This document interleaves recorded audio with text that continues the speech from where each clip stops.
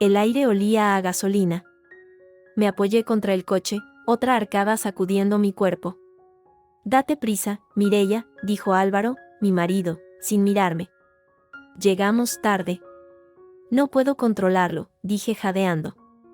Mi suegra, Carmen, giró desde el asiento del copiloto. «Todas pasamos por esto. No exageres. Solo necesito un minuto». «No tenemos un minuto», espetó Álvaro. «Si no aguantas, quédate». El motor arrancó. El coche empezó a moverse. «¡Para!», grité. Carmen bajó la ventanilla unos centímetros. «Vuelve por tus medios». «Toma». Empujó mi maleta. Cayó al asfalto. Lanzó mi bolso sobre ella. «Vuelve a Barcelona. Esta noche hay cena. No llegues tarde». «¿Estáis locos?». «Estoy embarazada». «Ya se te pasará», dijo Álvaro, sin volverse. Pisó el acelerador. El coche se alejó. Me quedé sola. La rabia secó mis lágrimas.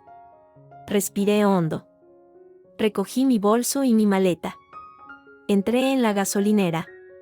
Pedí un vaso de agua. Saqué el móvil. Ni llamadas.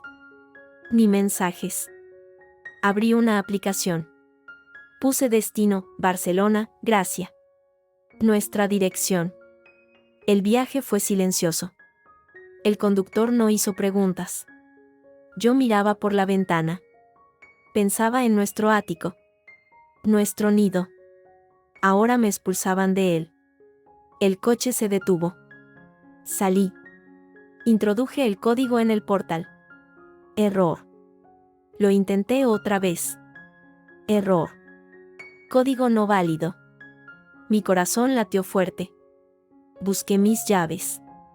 La llave no giraba. La cerradura era nueva. Me la habían cambiado. Me apoyé contra la puerta. Respiré. Miré hacia la ventana de nuestro salón. Las persianas bajadas. El felpudo de «Hola» había desaparecido. «Mireia, ¿eres tú?». Era Pedro, mi vecino del segundo. Asomaba por su ventana. «Pedro, hola». ¿Problemas?». Bajo. Un minuto después, Pedro salió. Me miró, luego miró la maleta, luego la cerradura. «La han cambiado», dije. Él asintió, sin preguntar. «No puedes quedarte en la calle. Sube. Toma algo». Asentí. No tenía fuerzas. Su piso era acogedor. Me senté. Me trajo manzanilla. ¿Llamo a alguien?». «¿A Álvaro?». Preguntó. «Álvaro es quien ha cambiado la cerradura». Pedro guardó silencio. Luego asintió de nuevo. «Quédate aquí el tiempo que necesites». Mi móvil vibró. «Álvaro». Lo cogí. «Sí», dije, con voz fría. «Mireia, ¿dónde estás?». Sonaba irritado. «Los primos llegan en 1 hora». «¿Dónde está la olla para el guiso?». «Y tienes que comprar gambas». Hubo un silencio. Respiré hondo. Miré a Pedro. Hablé. Una frase. Clara. Lenta. «Cocínalo tú, Álvaro. Y quédate con la olla. Y con la casa. Y con tu madre». Colgué. Apagué el teléfono. Pedro no dijo nada. Solo alzó una ceja. Supe que nada volvería a ser igual. La puerta estaba cerrada. Y yo no la abriría jamás. La mañana siguiente desperté en la habitación de invitados de Pedro. La luz entraba suave por la persiana. Por un segundo, todo estaba en calma. Luego, el recuerdo llegó como un puñetazo, la carretera, el coche alejándose, la cerradura nueva. Y su llamada. «Cocínalo tú, Álvaro». Me senté en la cama. La rabia de anoche se había solidificado. Ya no era fuego. Era algo frío, duro y afilado. Un propósito. Pedro ya estaba en la cocina. Olía a café tostado. Buenos días, dijo, sirviéndome una taza sin preguntar. ¿Cómo estás? Despierta, respondí. Y era verdad. Como si hubiera dormido durante años. Pedro, necesito un favor. Necesito un teléfono. Uno que no puedan relacionar conmigo. Él miró su propio móvil sobre la encimera. Luego me miró a mí. Asintió. Tengo un viejo prepago. No está registrado a mi nombre. Fue al cajón y sacó un móvil sencillo. La tarjeta tiene saldo. Gracias. De verdad. No hay de qué. ¿Desayunas algo? No tengo hambre. Sonrió, un gesto triste.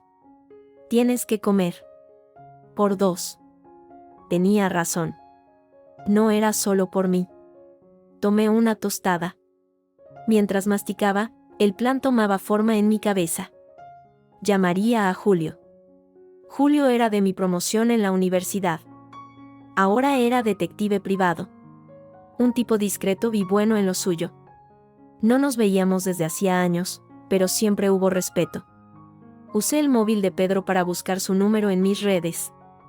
Lo encontré. Julio Mendoza. Investigaciones discretas. Marcé con el prepago. Sonó 2 veces. Dígame, dijo su voz, profesional. Julio. Soy Mireya. Mireya Valero. Un silencio breve. Mireya. Dios, ¿cuánto tiempo? ¿Cómo estás? Necesito tu ayuda, Julio. La necesito ya. Y tiene que ser absolutamente confidencial. Su tono cambió al instante. Se volvió serio, concentrado. Habla. Mi marido, Álvaro Rovira. Necesito saberlo todo. ¿Dónde va? ¿Con quién está? ¿En qué gasta el dinero? Todo. Otro silencio. Más largo. ¿Es para lo que estoy pensando, Mireya? Sí. Es para un divorcio. Pero necesito munición. Buena. Entendido. Se oyó el sonido de un teclado. Mándame toda la información que tengas de él, trabajo, matrícula del coche, lugares habituales. Yo me pongo en marcha. Mis honorarios. No te preocupes por eso. Los pagaré. Quedamos hoy. Lugar discreto. Te mando un mensaje con la dirección. Colgué. El primer paso estaba dado. La primera grieta en el muro de su perfecta vida. Pedro me observaba desde la puerta de la cocina. ¿Todo bien?, preguntó. Empieza a estarlo. El sonido del timbre de la puerta de Pedro nos sobresaltó a los dos. No eran ni las 10 de la mañana. Pedro frunció el ceño y fue a mirar por la mirilla. Su expresión se endureció. «Es tu suegra», dijo en voz baja. «Carmen». «Ya». No había perdido tiempo. «Abre», dije, levantándome. El móvil prepago tenía una función de grabadora. Lo activé silenciosamente y lo dejé sobre la mesa, cerca. Pedro abrió la puerta. Carmen irrumpió como un temporal. Iba impecable, como siempre. Un traje pantalón caro, el pelo perfecto. Pero sus ojos echaban chispas. «¿Dónde está esa desagradecida?», vociferó, sin saludar siquiera. «Buenos días, Carmen», dije, apareciendo en el marco de la cocina. Me apoyé en la jamba, cruzando los brazos. Me sentía extrañamente calmada. «Ah, ahí estás. Vergüenza debería darte. Dejar a tu marido plantado anoche, con la familia esperando. Nos hiciste quedar como unos salvajes». «¿Plantado?», pregunté, con voz tranquila. «Me dejasteis tirada en una gasolinera, Carmen». «Yo no dejé a nadie. Me echaron». «Tonterías. Estabas mareada, ya se te pasó. Podías haber cogido un taxi. En lugar de eso, vienes a llorarle a este vecino», dijo, señalando a Pedro con desprecio. «¿Qué está pasando aquí? ¿Esto es un nido de amoríos? ¿Por eso no quieres volver a casa?». Pedro dio un paso al frente, pero le hice una seña casi imperceptible para que se calmara. Quería oírla. Quería que siguiera. Álvaro está destrozado, continuó ella, bajando un poco el tono, adoptando una falsa pena. Y nosotros, preocupadísimos. Sabemos que no estás bien, Mireia. El embarazo, a veces afecta a la mente. Tienes que volver. Para que te cuidemos. Ahí estaba. La primera semilla. Afecta a la mente. Estaba preparando el terreno. ¿Tienes algo mío, Carmen? ¿En el piso? Pregunté, ignorando su teatro. Claro. Tus cosas. Las tuyas y las de ese bebé. La palabra le salió como un veneno. Puedes pasar a recogerlas cuando quieras. Pero ven sola. Y ven en tu sano juicio. Álvaro ha pedido cita con un especialista. Un psiquiatra muy bueno. Te va a ayudar. No, pensé. Te va a diagnosticar. Lo pensaré, dije simplemente. No lo pienses. Obedece. Es lo mejor para todos. Y sobre todo para ese niño. No pueden hacer con una madre inestable.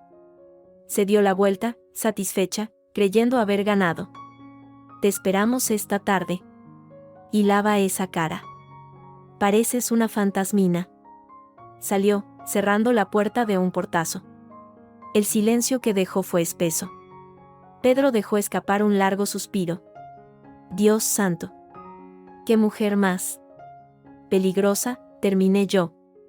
Cogí el móvil y detuve la grabación. Tenía su voz clara, diciendo, afecta a la mente, psiquiatra, madre inestable.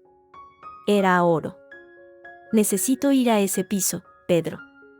Ahora. Antes de que organicen mis cosas. ¿Estás segura? Puede ser una trampa. Lo es. Pero necesito una cosa. Mi historial médico. Mis análisis. La primera ecografía. Estaba en el cajón de mi mesita de noche. Media hora después, Pedro me dejaba en la esquina de mi calle. Subí con el corazón en la garganta. Introduje el código nuevo que había visto marcar a un repartidor el día anterior. Funcionó. Subí las escaleras, no quise esperar al ascensor. La puerta de mi casa, de su casa, estaba cerrada. Probé con mi llave vieja. No funcionaba, claro. Llamé al timbre. Álvaro abrió. Parecía cansado, con cara de pocos amigos. Al verme, su expresión se suavizó un poco, adoptando una máscara de preocupación. Mireia. Gracias a Dios. Entra, por favor. Hablemos. No voy a entrar. He venido a recoger mis cosas. Mireia, por favor, lo de ayer fue un error. Un momento de tensión. Mamá y yo estábamos muy preocupados por el viaje. Tú no estabas bien. Tengo 4 meses de embarazo, Álvaro. Es normal no estar bien. Lo que no es normal es abandonar a tu mujer embarazada en una autopista. Él pasó una mano por el pelo, un gesto que antes me parecía atractivo y ahora me resultaba falso. Ya basta. Gritó desde dentro la voz de Carmen. Deja que entre y recoja sus trastos y se vaya. No vamos a discutir en la puerta. Álvaro se hizo a un lado. Entré. El piso olía a limpio, a lejía. Demasiado limpio. Como si hubieran querido borrar mi rastro. Mis cosas, ropa, algunos libros, estaban amontonadas en cajas de cartón junto a la puerta. Ni siquiera las habían sellado. Carmen estaba de pie en medio del salón, con los brazos cruzados, vigilante. Todo está ahí. Revisa si quieres. No nos hemos quedado con nada tuyo. El desprecio en la última palabra me quemó. Me agaché frente a las cajas. Ropa. Zapatos. Objetos sin importancia. No estaba mi carpeta de documentos médicos. Falta algo, dije, levantándome. Una carpeta azul. De mi mesita. Álvaro y Carmen intercambiaron una mirada rápida. Demasiado rápida. No había ninguna carpeta, dijo Álvaro, demasiado firme. Sí la había. Con todos mis análisis. Mi historial. Quizá la tiraste sin querer, cariño, intervino Carmen, con una voz dulce que me dio náuseas. Con lo distraída que has estado últimamente. Me levanté y caminé directa hacia nuestro dormitorio. Nuestro. Suyo ahora. ¿A dónde vas? Protestó Álvaro, siguiéndome. Abrí el cajón de mi mesita.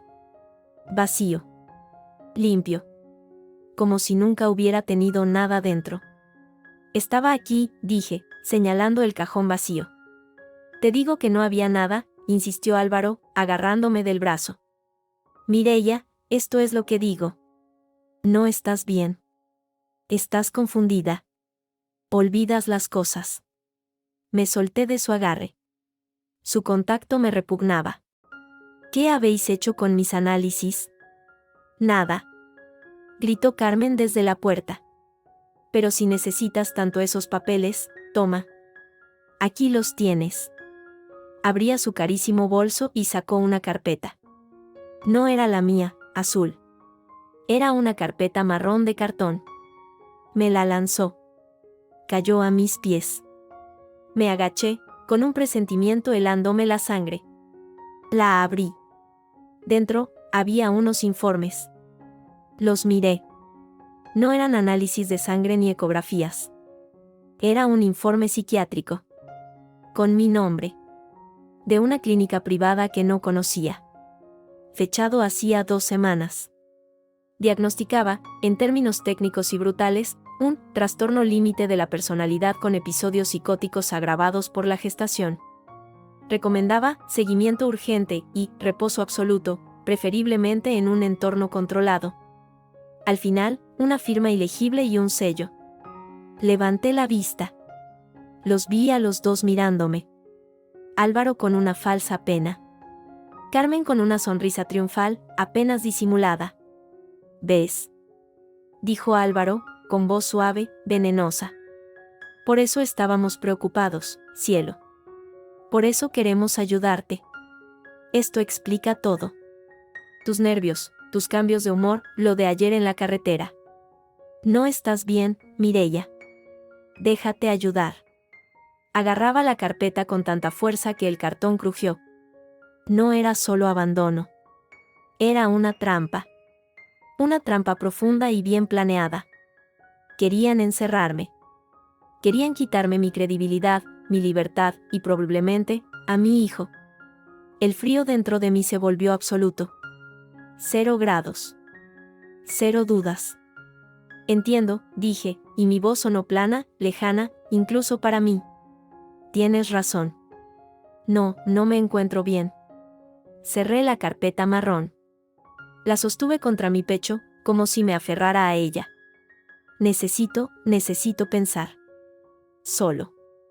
En un lugar tranquilo. Carmen puso una cara de falsa compasión. Claro, hija. Tómate tu tiempo.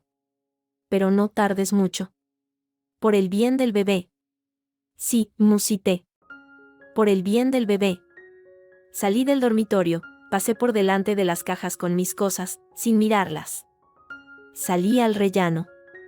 La puerta se cerró a mis espaldas. Oí el clic de la cerradura.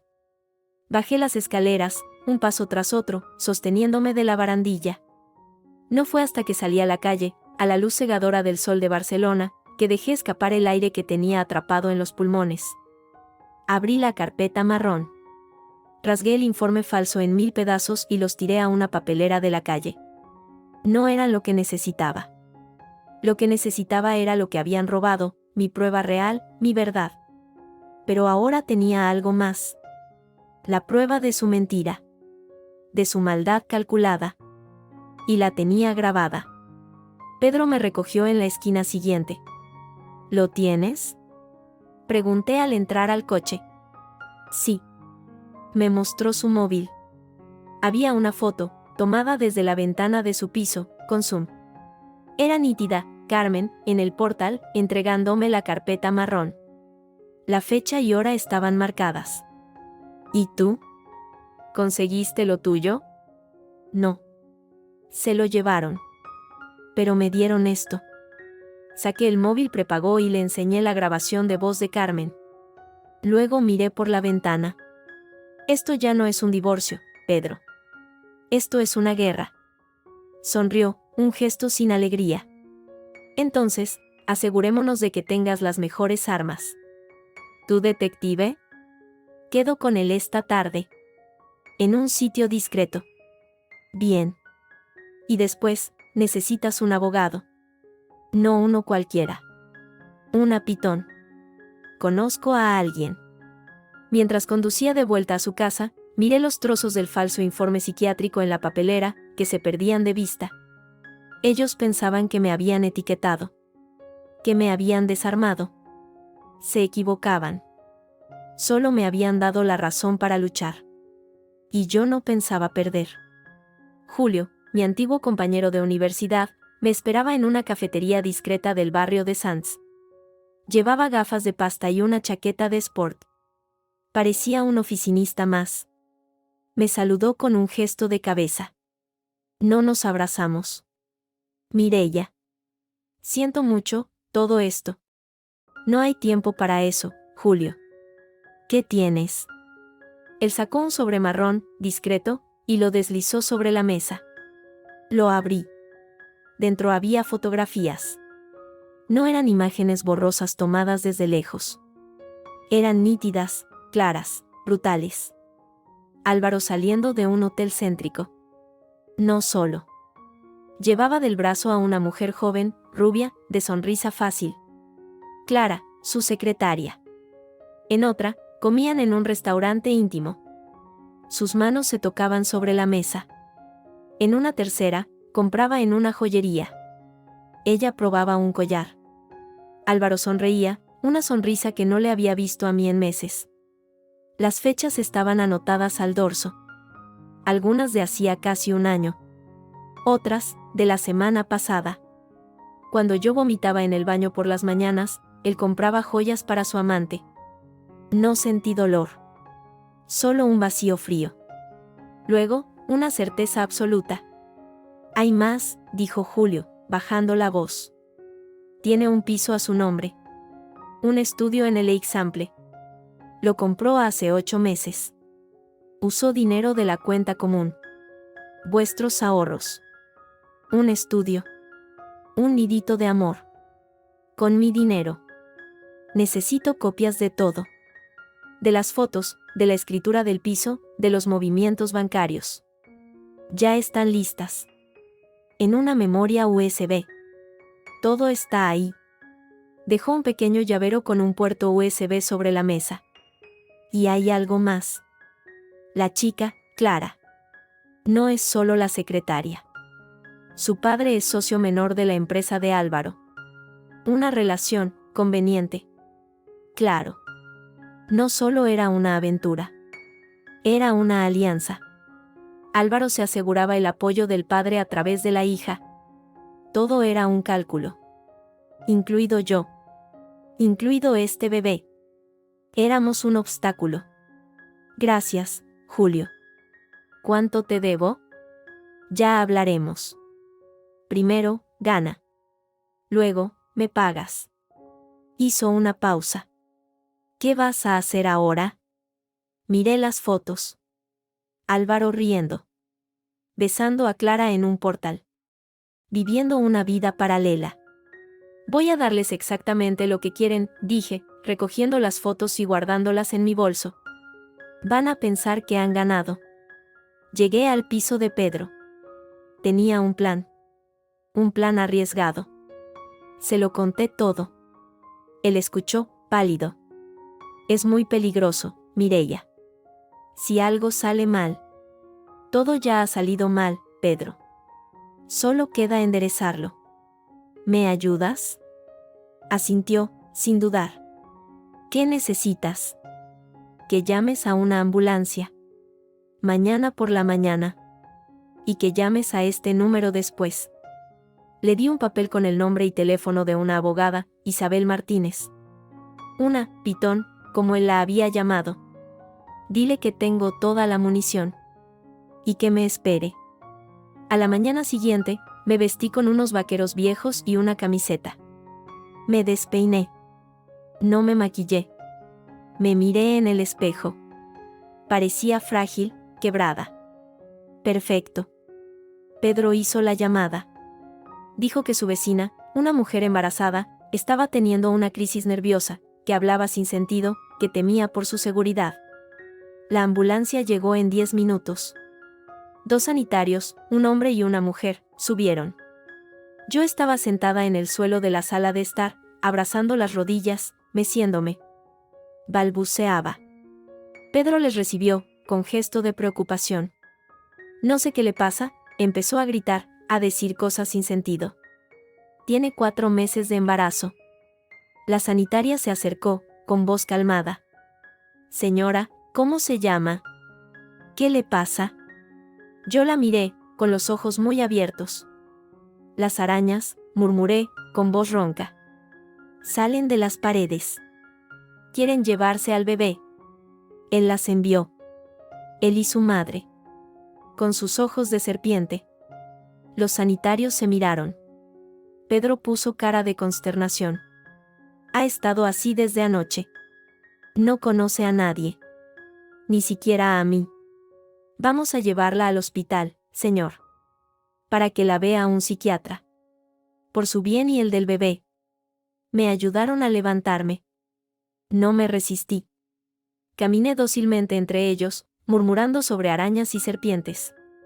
Pedro me cogió una chaqueta y mi bolso, donde estaba escondida la memoria USB. Yo la sigo en mi coche, les dijo. En la ambulancia, cerré los ojos. No era difícil fingir agotamiento. Lo estaba. La actuación era solo la punta del iceberg de mi cansancio real. En urgencias, me dejaron en una camilla, en una zona tranquila. Un enfermero me tomó los datos. Di un nombre falso, un DNI falso que Pedro había conseguido Dios sabe cómo.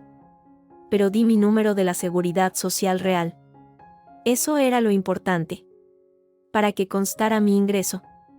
Llegó la psiquiatra de guardia. Una mujer joven, de ojos cansados. ¿Me puede decir qué le pasa, señora? Tengo miedo, dije, y las lágrimas comenzaron a caer de verdad, porque de repente todo el miedo, la rabia y la traición se desbordaron. Mi marido y mi suegra quieren quitarme a mi hijo. Dicen que estoy loca. Han falsificado papeles. Quieren encerrarme. La psiquiatra me observó, tomando notas. ¿Falsificado papeles? Un diagnóstico. Que no es mío. Quieren quedarse con mi casa, con mi dinero. Y con mi bebé. Le cogí la mano, con fuerza desesperada. Por favor, no me deje sola. No llame a ellos. Por favor. Ella me miró a los ojos. Buscando señales de delirio. Yo solo le mostré el miedo puro, la desesperación real. Mi historia, aunque increíble, sonaba demasiado específica para ser un invento. Vamos a hacerle algunas pruebas, señora. Y a observarla. No llamaré a nadie sin su permiso. Tranquilícese. Por el bien del bebé, intente descansar. Me asignaron una habitación individual. Era pequeña, blanca, impersonal. La puerta no se cerraba con llave. Era una habitación de observación. Cuando se fue la enfermera, esperé. Revisé mi bolso. La memoria USB estaba ahí. Y el móvil prepago de Pedro. Tenía una señal débil, pero tenía. Envié un mensaje de texto al número que Pedro me había dado. A Isabel Martínez, la abogada. Soy Mireia Valero. Amiga de Pedro. Estoy ingresada en el Hospital Clínic bajo observación psiquiátrica. Es una estrategia. Tengo pruebas de infidelidad, suplantación médica y desfalco. Necesito verla. Urgente. La respuesta llegó en 5 minutos. Mañana a las 11. Visita de abogada. Aguante. Aguantar. Esa era la clave. Aguantar y observar. Pedro vino por la tarde, de visita. Traía ropa limpia y algo de comer. Hablamos en voz baja. Isabel vendrá mañana. Es la mejor. No le teme a nada. Hizo una pausa. Ha pasado algo, Mireia. ¿Qué? Después de que te llevara la ambulancia, volví a tu calle. Para vigilar. Había una furgoneta de mudanzas frente a tu portal. Su voz era grave. Tu suegra, Carmen, la dirigía. Sacaban muebles. Tus muebles. El sofá, la mesa del comedor, las lámparas, todo. Lo cargaban en la furgoneta. El vacío frío dentro de mí se expandió. No era suficiente con echarme. Querían borrarme. Dejar el nido limpio para el próximo pájaro. Para Clara. ¿Sacaron todo? No todo. Lo que parecía valioso. O lo que claramente era tuyo. Vi a unos hombres sacando cuadros, la alfombra del salón, incluso tu piano, Mireia. El piano. Un pequeño vertical que me había comprado con mi primer sueldo. Mi única herencia de mi abuela, que había sido profesora de música. ¿A dónde se lo llevaban? No pude seguirlos. Pero, bajó aún más la voz, saqué fotos. Con el zoom. Se ve a Carmen señalando, dando órdenes. Y se ve la matrícula de la furgoneta. Desde la cama, con las sábanas blancas hasta el cuello, sentí que la sonrisa que dibujé en mis labios era lo más amargo que había hecho en mi vida. Perfecto, susurré. Robo y apropiación indebida de bienes gananciales. Añádelo al dossier, Pedro. Toma las fotos. Isabel las querrá ver. Él asintió, pero su mirada estaba llena de preocupación. Esto se está poniendo muy feo, Mireia. Estás aquí, en un hospital, y ellos te están desvalijando la vida. No mi vida, corregí, mirando por la ventana el cielo gris de Barcelona. Solo mi antigua vida. Que se la queden. Yo voy a por una nueva. Y voy a hacer que paguen por cada mueble, por cada plato, por cada maldita araña de cristal que se hayan llevado. Pedro se fue al anochecer, prometiendo volver al día siguiente con Isabel. La noche en el hospital fue larga. Sonidos de pasillos, murmullos, el llanto de algún otro paciente. Yo no dormí. Repasaba el plan en mi cabeza. Las fotos de Julio. El informe falso. La grabación de Carmen. Las fotos de la mudanza. Era un rompecabezas siniestro, pero todas las piezas encajaban. Mostraban un patrón: acoso, manipulación, robo. Ellos creían que me tenían donde querían, encerrada, desacreditada, despojada. La loca, la inestable, la que había abandonado su hogar. Pero la loca iba a presentar una demanda de divorcio con pruebas de sobra. La inestable iba a reclamar cada céntimo de los bienes gananciales. Y la que había abandonado su hogar iba a asegurarse de que ellos no tuvieran ni un ladrillo donde esconderse. Al día siguiente, a las 11 en punto, una mujer entró en mi habitación. Alta, de unos 40 y tantos años, con un traje pantalón impecable y el pelo corto y rubio platino recogido en una coleta severa. Llevaba un maletín de cuero. Sus ojos, de un azul gélido, me escanearon al instante. Mireia Valero. Soy Isabel Martínez. Pedro me ha puesto al corriente. Tenga. Me tendió una tarjeta de visita. Luego, cerró la puerta de la habitación. Me dice que esto es una estrategia. Espero que sea una buena.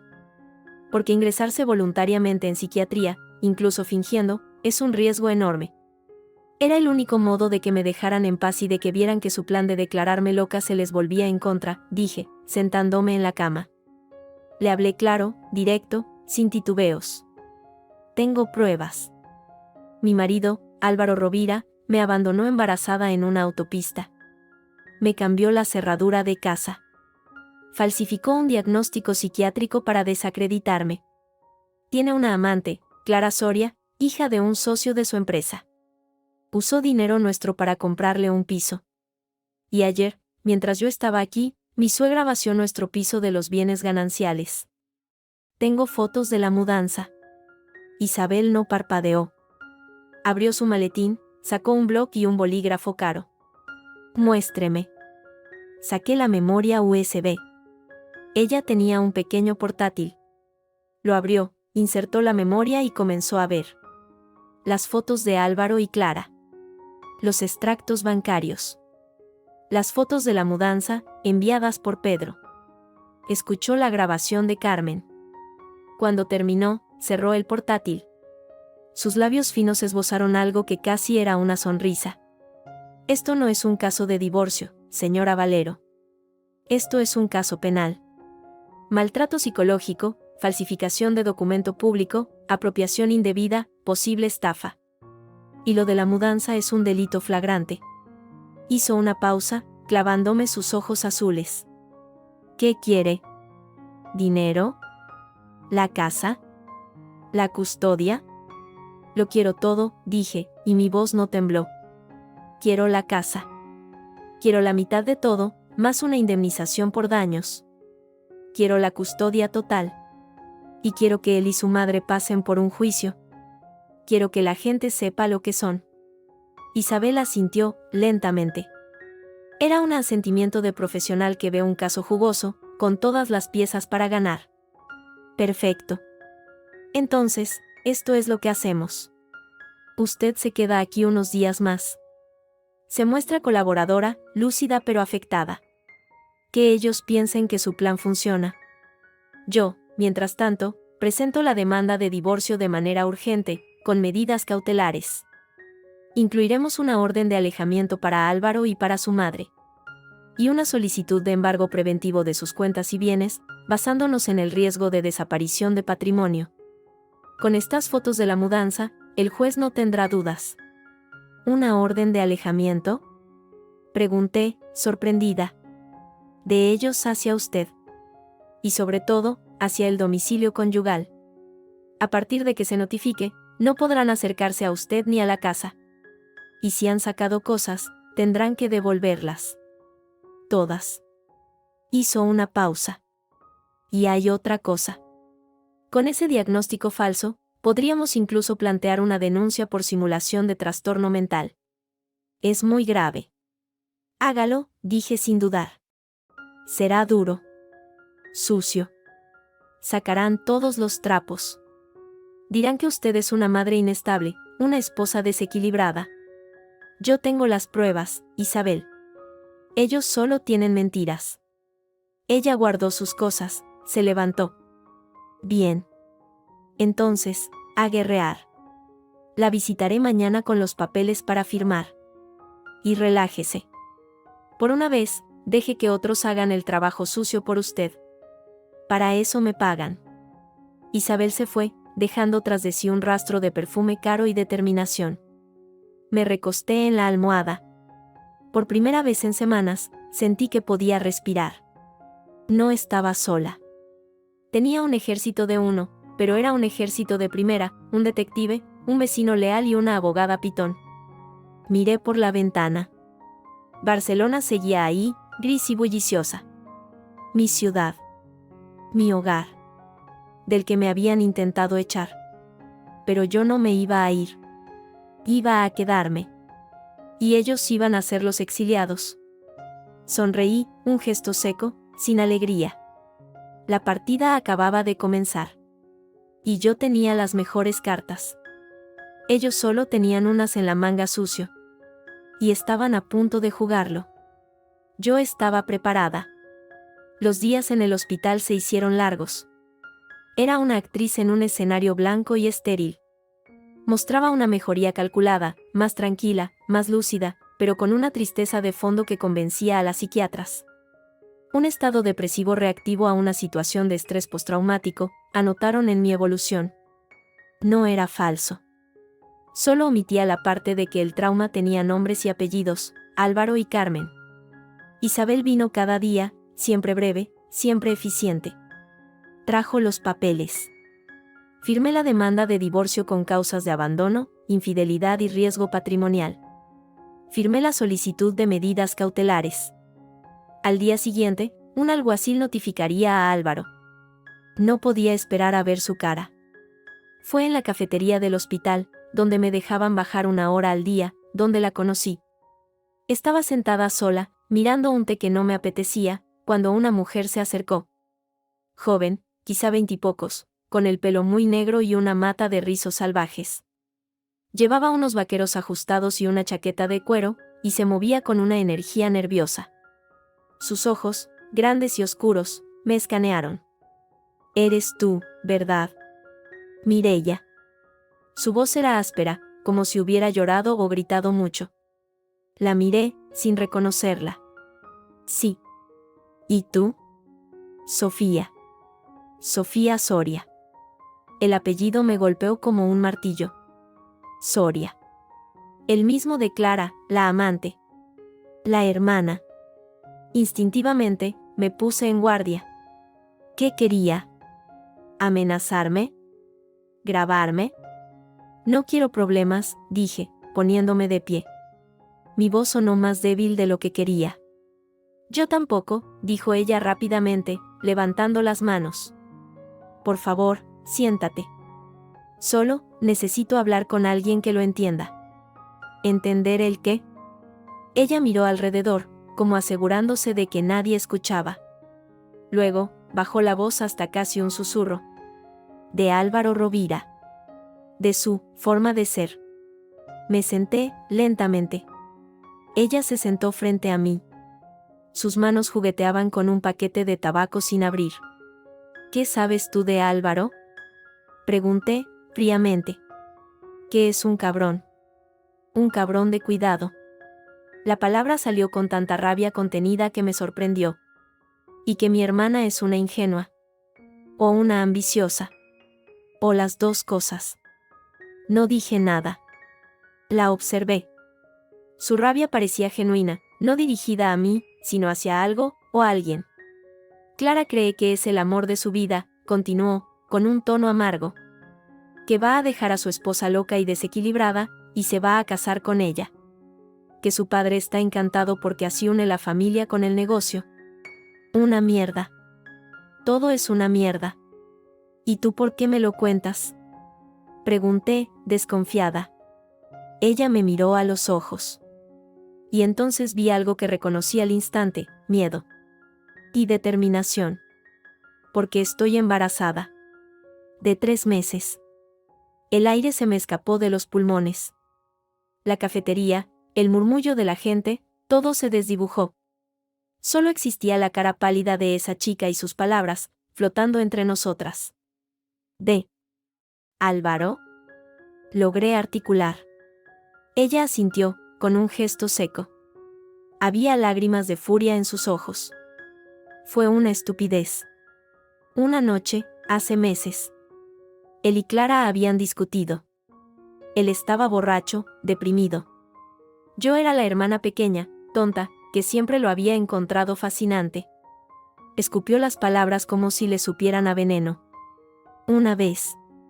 Solo una vez. ¿Y esto? Señaló su vientre, todavía plano bajo la chaqueta. Se lo dije hace 2 meses. Se puso pálido.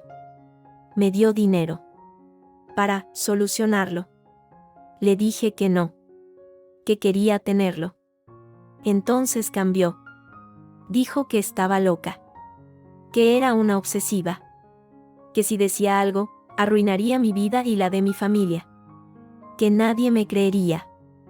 Que tú, me miró, que tú ya estabas mal de la cabeza, y que a mí me pasaría igual. Las piezas encajaban con un clic siniestro. El mismo patrón. Declarar loca a cualquier mujer que se interpusiera en su camino. ¿Tu hermana, sabe? Claro que no. Exclamó, casi con un grito ahogado. Cree que soy su hermanita tonta. Si se entera, me mata. ¿Y mi padre? Dios, mi padre lo adora. Álvaro es su futuro yerno perfecto. Se frotó la cara. Vine al hospital a hacerme unas pruebas. Por el bebé. Y te vi en el pasillo. Leí tu nombre en la pulsera. Y supe que eras tú. La esposa. La loca. No estoy loca, dije, sencillamente. Lo sé, susurró ella. Ahora lo sé. Porque a mí me está intentando hacer lo mismo. Aislarme. Desacreditarme. Tiene un informe de un psicólogo, pagado por él, que dice que soy histérica y que invento cosas. Sus dedos se cerraron en puños. ¿Qué voy a hacer, Mireia? No tengo dinero. Mi familia está de su lado. Él me ha amenazado. La miré. Esta chica asustada, embarazada, atrapada en la misma red que yo. No era mi amiga. Pero era, quizás, un arma. Una que él no esperaba. ¿Quieres que deje de amenazarte? Pregunté, bajando la voz. Ella asintió, desesperada.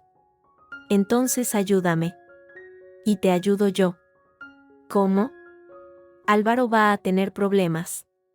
Grandes problemas. Legales. Si tú estás de mi lado, si testificas, él no podrá tocarte. Y tu familia verá quién es realmente.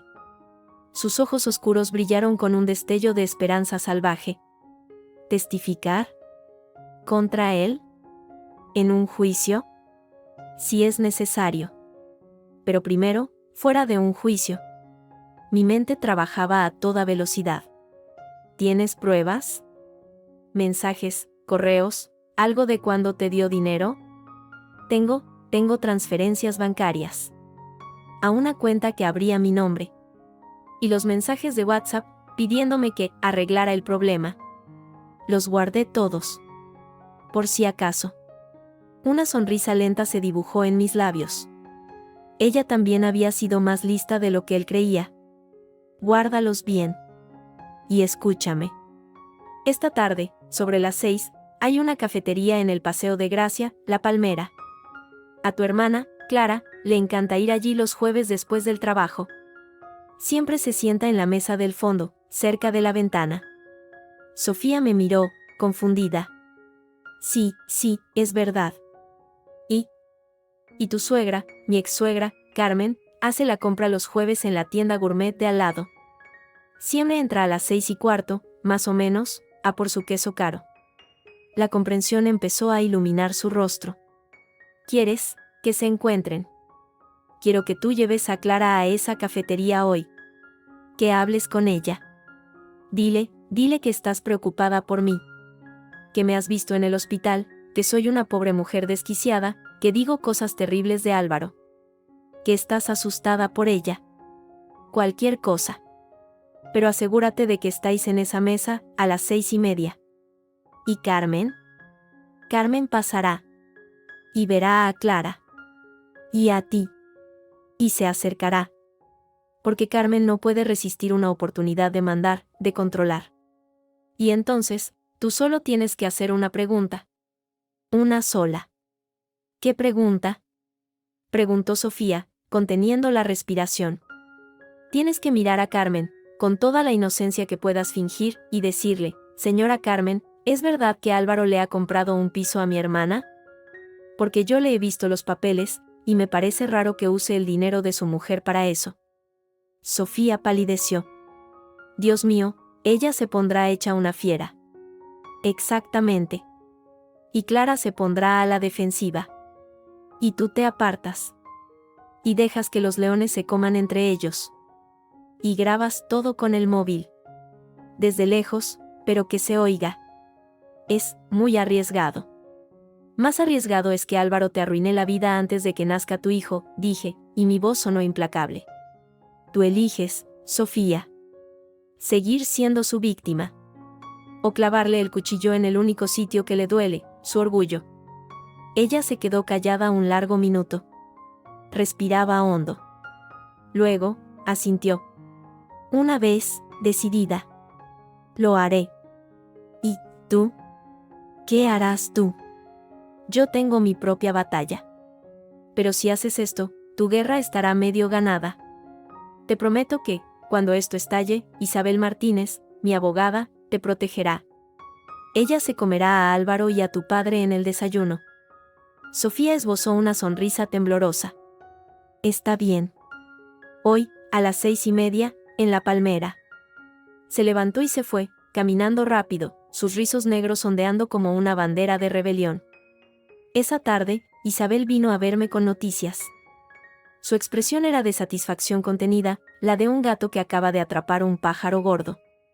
Tengo algo, dijo, sacando su portátil. Los movimientos bancarios de las cuentas comunes.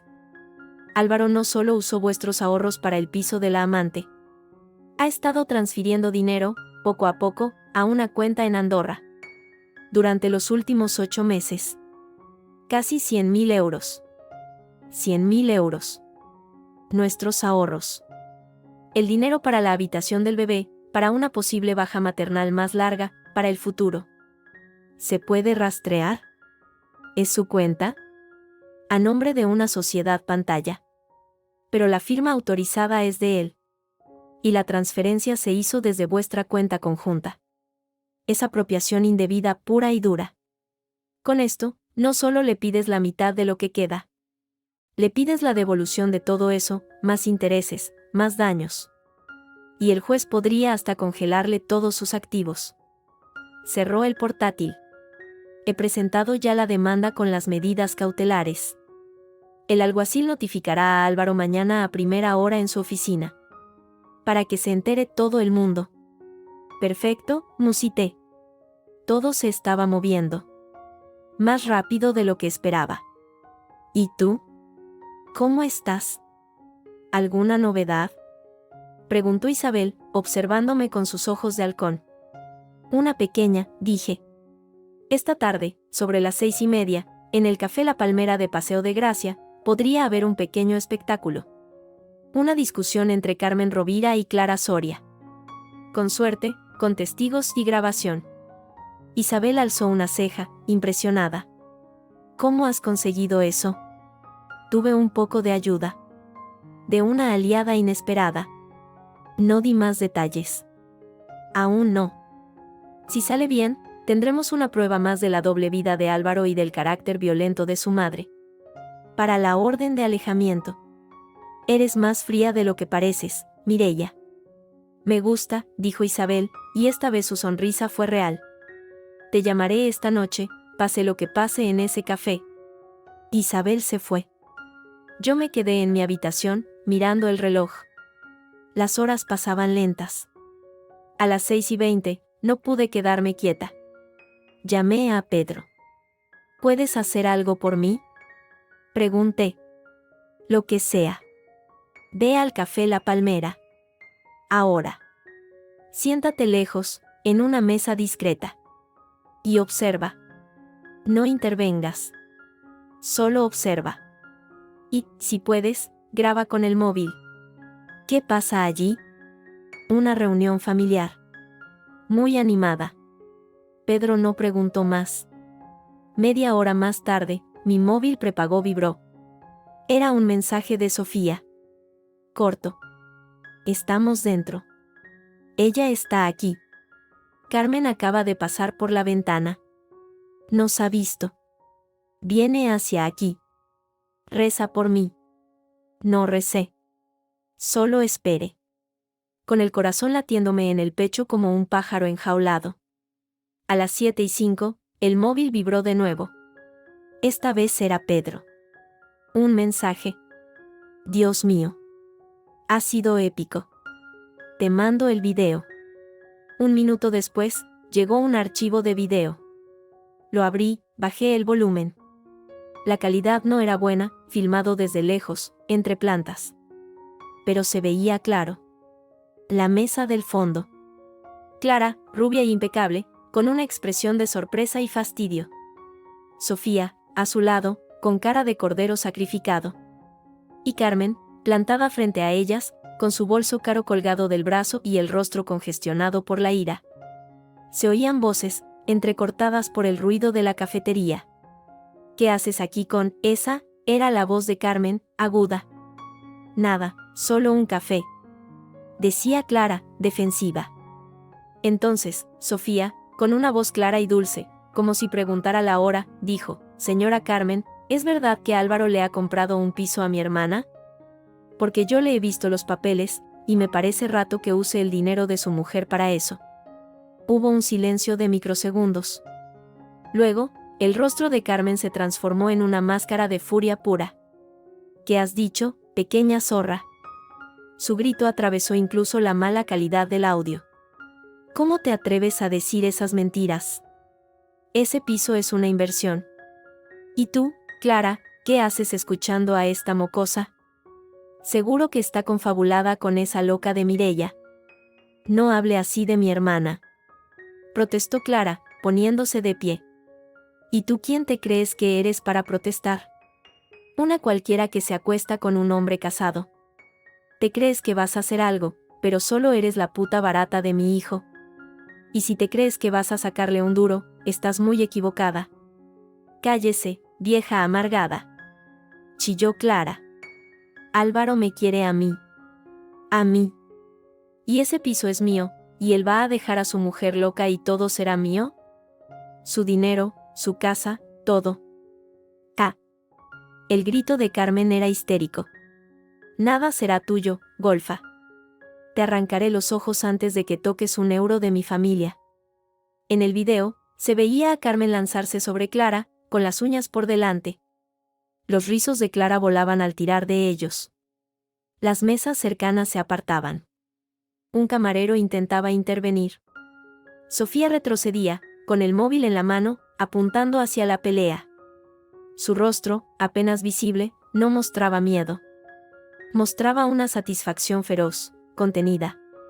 El video terminaba de forma abrupta, cuando alguien tapaba la cámara. Un minuto después, llegó otro mensaje de Pedro.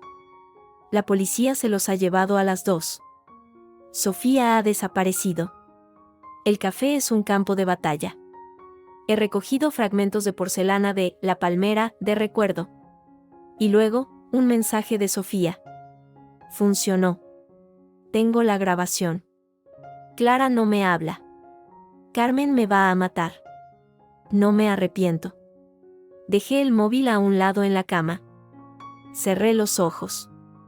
Desde la ventana de mi habitación de hospital, se veían las luces de Barcelona parpadeando en la noche.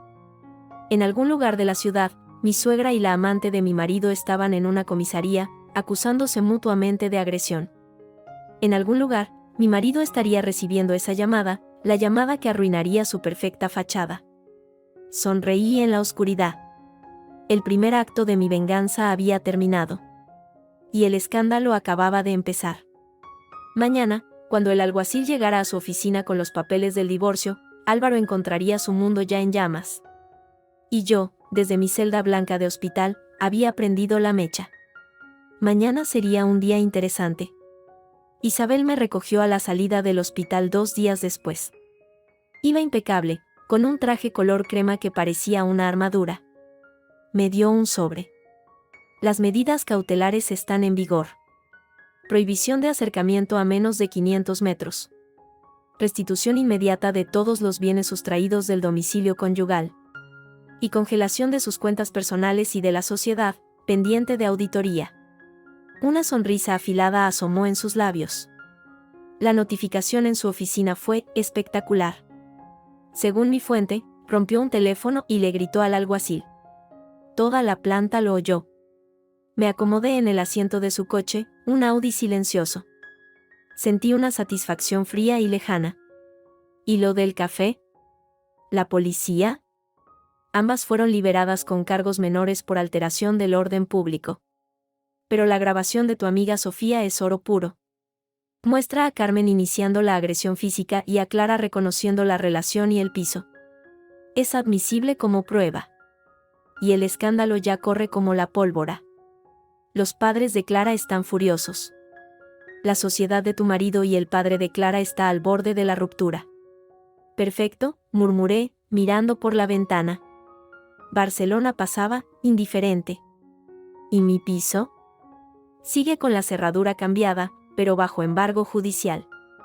Ni él ni su madre pueden entrar, y un cerrajero contratado por el juzgado cambiará la cerradura mañana y te dará las llaves. Los muebles están en un trastero. Tendrán que devolverlos, pero llevará tiempo.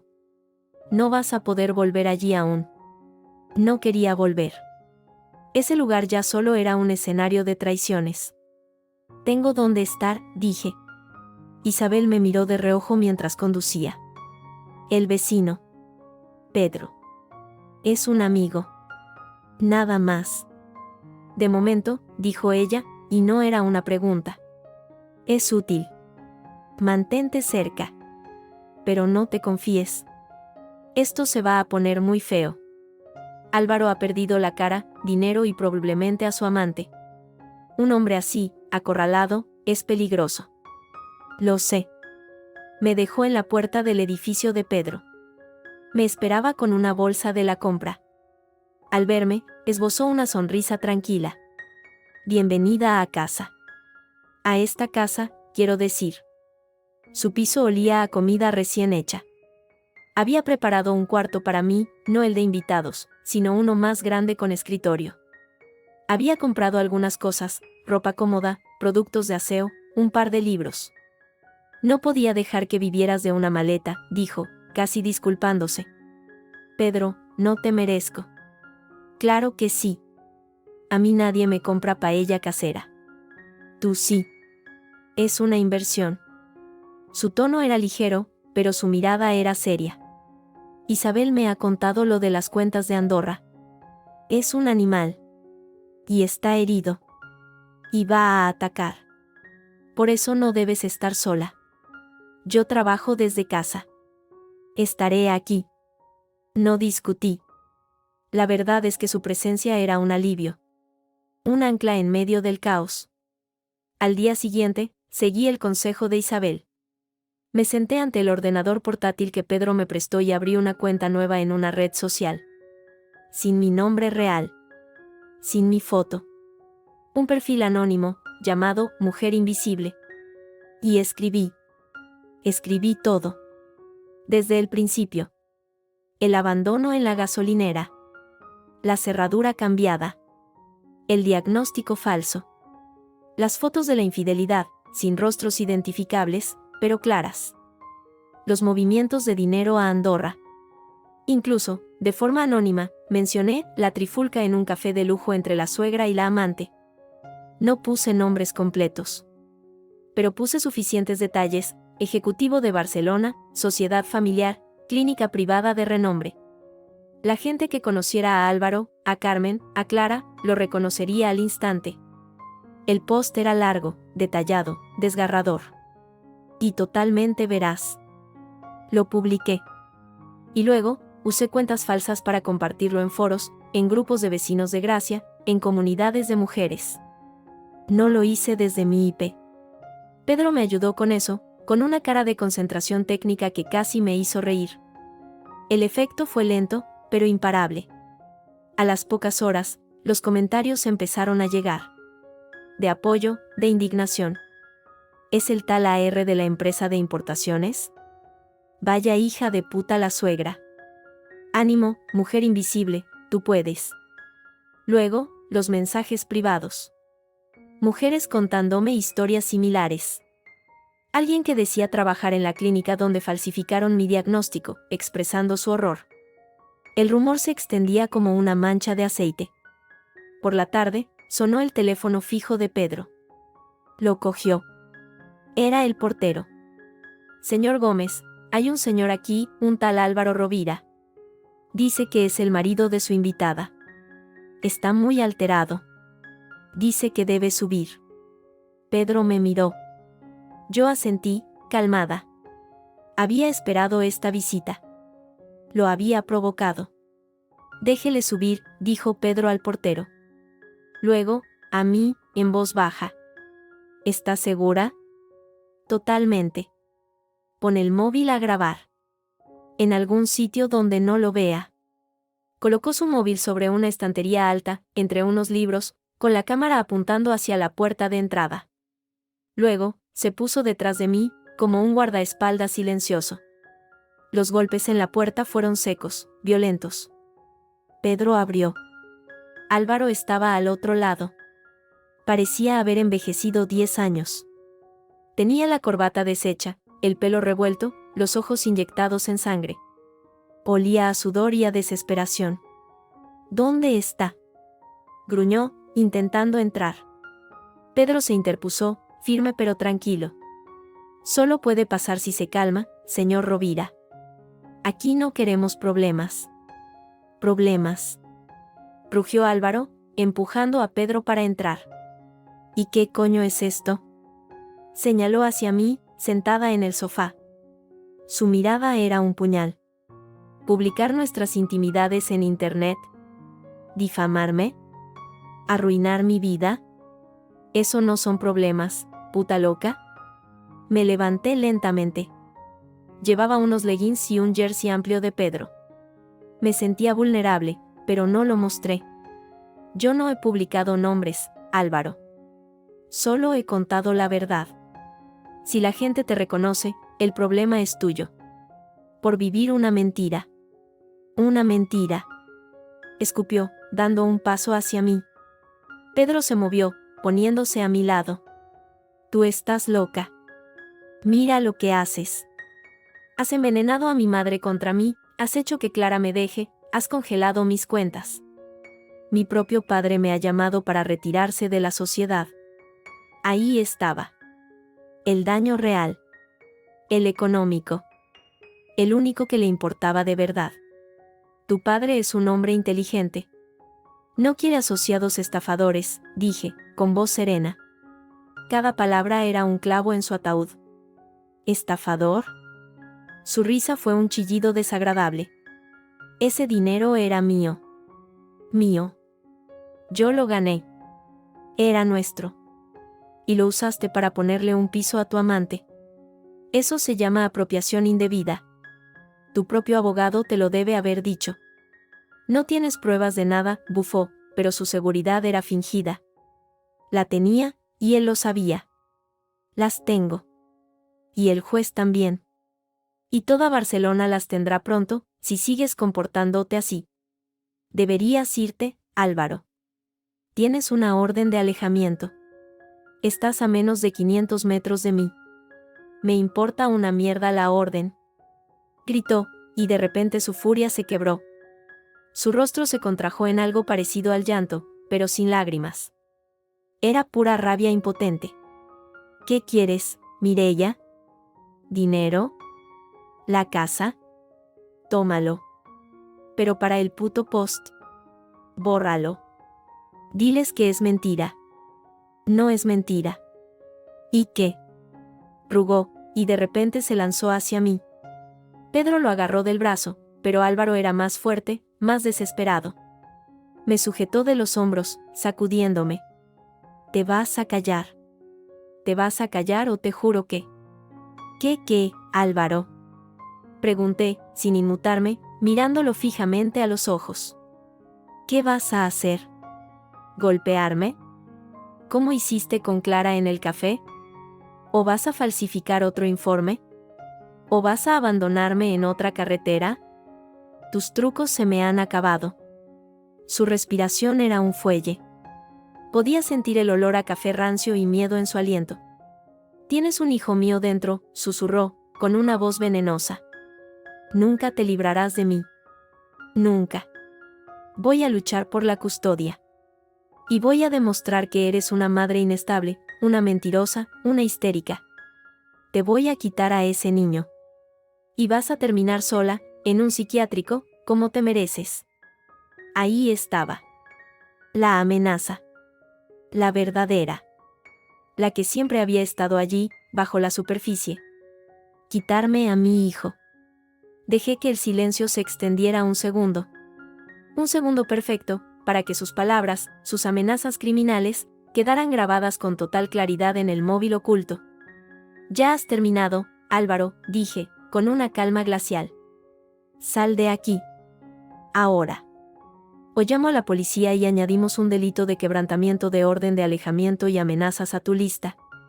A ver qué juez da la custodia entonces. Él me soltó como si quemara. Retrocedió, tambaleándose. Me miró con un odio tan puro, tan absoluto, que por un segundo sentí un escalofrío. Pero no era miedo. Era asco. Esto no se queda así, masculló, señalándome con un dedo tembloroso. Esto no se queda así, te lo juro. Se dio la vuelta y salió, golpeando la puerta de salida con tanta fuerza que el marco tembló. El silencio que dejó fue pesado. Pedro fue a la puerta y echó la cadena. Luego fue a la estantería y detuvo la grabación. La reprodujo. Las voces salieron claras, nítidas. su amenaza de quitarme al niño, su admisión tácita de todo. Es perfecto, dijo Pedro, con voz tensa. Pero, Mireia, es peligroso. Está al borde. Lo sé. Por eso necesitamos esto. Señalé el móvil. Envíaselo a Isabel. Ahora mismo. Y luego, sube mi post. Ponle su nombre completo. El de él, el de Carmen, el de Clara. Y el de la empresa.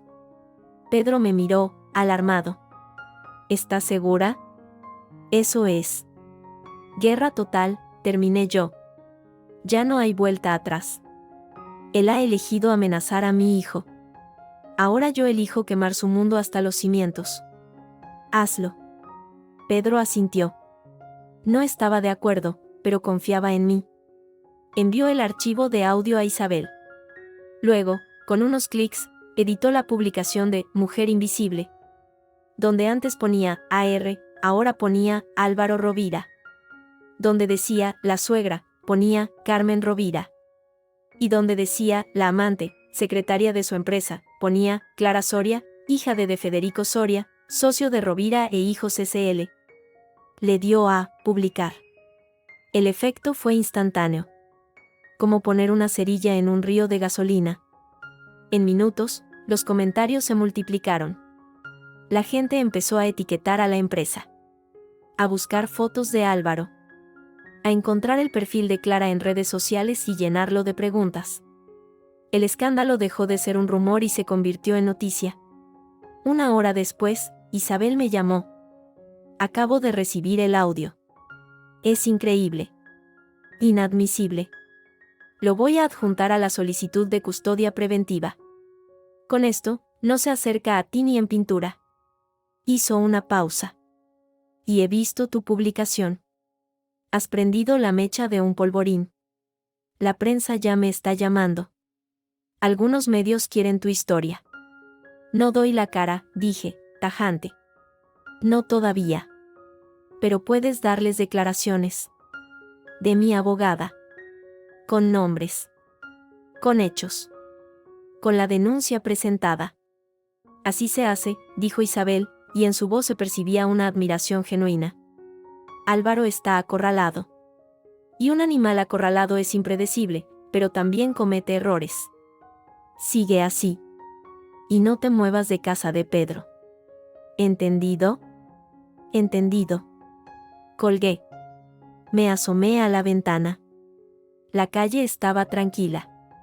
Pero en algún lugar de la ciudad, el teléfono de Álvaro no pararía de sonar. Sus clientes, sus amigos, sus familiares.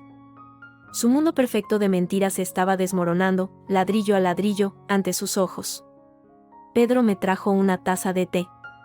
¿Y ahora qué? Preguntó.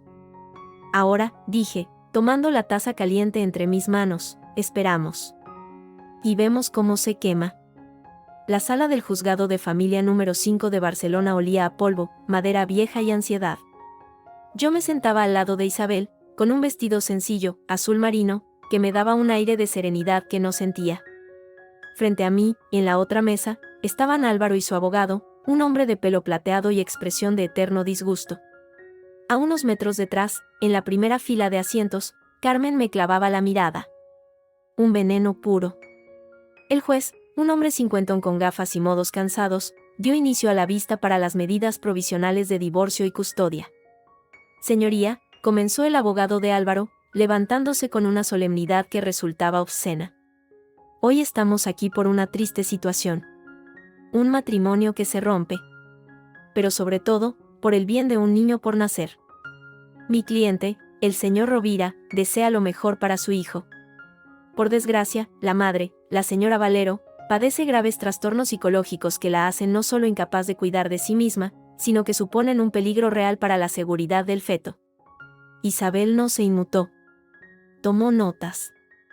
Presentaremos como prueba, continuó el letrado, el informe pericial del prestigioso psiquiatra Dr. Esteban Ruiz, que diagnostica a la demandante un trastorno límite de la personalidad con episodios disociativos.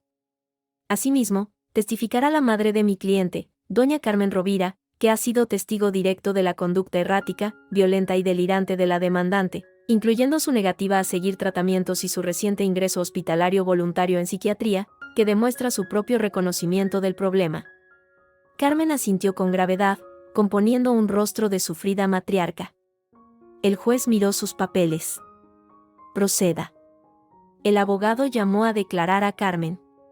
Ella subió al estrado, se ajustó la chaqueta y juró decir la verdad. Su voz, al principio, era suave, lastimera. Es una tragedia, señoría. Yo quería a Mireia como a una hija. Pero desde que quedó embarazada, algo cambió. Se volvió paranoica. Creía que nosotros, su familia, queríamos hacerle daño. Gritaba, lanzaba objetos. Una vez, me amenazó con un cuchillo de cocina. Fue aterrador. Yo no moví un músculo. Isabel escribía. El colmo, prosiguió Carmen, llevándose un pañuelo inexistente a los ojos secos, fue cuando, en un arranque de celos infundados, abandonó el coche en medio de un viaje familiar. Nos obligó a dejarla en una gasolinera. Luego, se encerró en casa de un vecino, un hombre soltero, y se negó a volver. Como madre, comprendo su inestabilidad. Pero como abuela, temo por mi nieto. ¿Qué clase de madre puede ser? Publica infamias en internet, miente descaradamente, necesita ayuda, señoría. No castigo. Gracias, doña Carmen, dijo su abogado, satisfecho. Señoría, esta es la realidad. Un hombre de intachable reputación, acosado por una esposa mentalmente enferma que, en su delirio, ha montado una campaña de desprestigio. Pedimos la custodia provisional para el padre, y que se obligue a la madre a seguir un tratamiento psiquiátrico residente, por su bien y el del menor. El juez me miró, con una expresión impasible. Señora Valero. Su abogada tiene la palabra. Isabel se levantó. No fue hacia el estrado. Se quedó junto a nuestra mesa. Su voz era clara, metálica, y llenaba la sala sin necesidad de alzarla. Señoría, lo que acabamos de oír no es una declaración. Es un guión. Un guión perverso escrito por la señora Rovira y su hijo para despojar a mi cliente, primero de su hogar, luego de su dinero, luego de su salud mental y finalmente, de su hijo. Pero hoy no representarán el final de ese guión. Hoy lo van a ver hecho añicos. Con su permiso. El juez asintió, ligeramente intrigado. En lugar de contradecir punto por punto la fantasía de la señora Rovira, voy a presentar hechos. Pruebas. Comenzaré por la primera, el abandono. Isabel pulsó un botón en su portátil, conectado a una pantalla. Esta es una grabación de audio, obtenida legalmente, de una conversación en el domicilio del vecino que menciona la testigo. La voz es de mi cliente, Mireia Valero, y de su marido, Álvaro Rovira, el día en que él quebrantó la orden de alejamiento para amenazarla. La voz de Álvaro, distorsionada por el odio, llenó la sala. ¿Te vas a callar o te juro que? ¿Qué, Álvaro? Tienes un hijo mío dentro. Nunca te librarás de mí. Voy a luchar por la custodia. Y voy a demostrar que eres una madre inestable, una mentirosa, una histérica. Te voy a quitar a ese niño. Un murmullo recorrió la sala. El rostro de Álvaro estaba lívido. El de su abogado, consternado. Carmen se había puesto rígida. Esto no es el discurso de un hombre preocupado por la salud mental de su esposa, sentenció Isabel. Es la amenaza de un maltratador psicológico. Grabada. Y autenticada. Pasó a la prueba 2, la supuesta enfermedad mental. Llamó a declarar. No era un psiquiatra. Era la doctora Laura Mir, la psiquiatra que me atendió en el Hospital Clinic. Joven, con bata blanca sobre su ropa de calle. Doctora Mir, usted trató a la señora Valero durante su ingreso. ¿Cuál fue su diagnóstico? Estrés postraumático agudo y un episodio depresivo reactivo, dijo la doctora con voz firme. Derivado de una situación de abandono, acoso y amenazas. No observé en ningún momento síntomas psicóticos, ni de trastorno límite. Su cognición era lúcida, aunque con una angustia comprensible. Firmé su alta porque no cumplía criterios de ingreso. Solo necesitaba seguridad y apoyo. ¿Y este informe? Isabel le mostró una copia del informe falso. La doctora lo miró con desprecio. Es una falsificación burda. La firma no es de ningún colega conocido. La terminología es exagerada y anticuada. Además, la clínica que aparece en el membrete cerró hace 3 años. Cualquier perito lo puede certificar. Gracias, doctora. Isabel se volvió hacia el juez. Señoría, presentamos el informe pericial encargado por nosotras que desmonta la falsificación y detalla el proceso de suplantación. La enfermedad de mi cliente es, como el resto, un montaje. La tensión en la sala del otro lado era palpable. El abogado de Álvaro susurraba a su cliente con furia. Pero hay más, continuó Isabel, implacable. La campaña de desprestigio no se limitó a falsificar papeles. Incluyó el robo. Presentamos como prueba el acta de denuncia por el vaciado del domicilio conyugal y el testimonio gráfico del vecino Pedro Gómez, que fotografió a la señora Carmen Rovira dirigiendo la mudanza ilegal de bienes gananciales. En la pantalla aparecieron las fotos de Pedro. Carmen, con su traje de calle, señalando a los operarios que cargaban mi piano. Finalmente, señoría, la prueba del móvil de toda esta trama, el carácter moral del señor Rovira. Hasta ahora hemos hablado de una supuesta amante. Pero la realidad es más sórdida. Isabel hizo una pausa dramática. Para declarar, pido que cite a la testigo Sofía Soria. El nombre cayó como una bomba.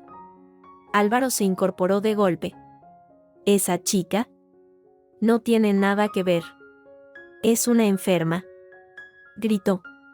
Señor Rovira. Le llamó al orden el juez, con dureza. Silencio, o le expulso. Que pase la testigo. La puerta se abrió. Sofía entró. Iba vestida con sencillez, un vestido negro que le ceñía un pequeño vientre apenas insinuado. Caminó directamente al estrado, sin mirar a Álvaro. Sin mirar a Carmen, cuya expresión era ahora de puro terror. Juró decir la verdad. Señorita Soria, comenzó Isabel, con un tono casi amable. ¿Cómo conoce al demandante, Álvaro Rovira? Es el novio de mi hermana mayor, Clara. O lo era. Y es, el padre de mi hijo. Un gaspeo colectivo. El abogado de Álvaro se llevó la mano a la frente. Álvaro parecía a punto de vomitar. ¿Puede detallarlo? Tuve una relación íntima con él hace unos meses. Una noche. Quedé embarazada. Cuando se lo dije, me ofreció dinero para abortar. Al negarme, comenzó a amenazarme. Dijo que yo estaba loca, que iba a conseguir un informe psiquiátrico para desacreditarme, igual que había hecho con su mujer. Me mandó mensajes. Tengo las capturas. Y las transferencias bancarias. Sacó un sobre y se lo entregó al alguacil, quien se lo llevó al juez. ¿Y con su hermana? ¿Qué pasó? Álvaro llevaba meses saliendo con las dos. A Clara le decía que iba a dejar a su mujer por ella. A mí, bueno, ya lo he dicho. Y cuando Mireia, su esposa, empezó a defenderse, él usó a mi hermana y a mí como armas. Hizo que nos enfrentáramos, literalmente, en público.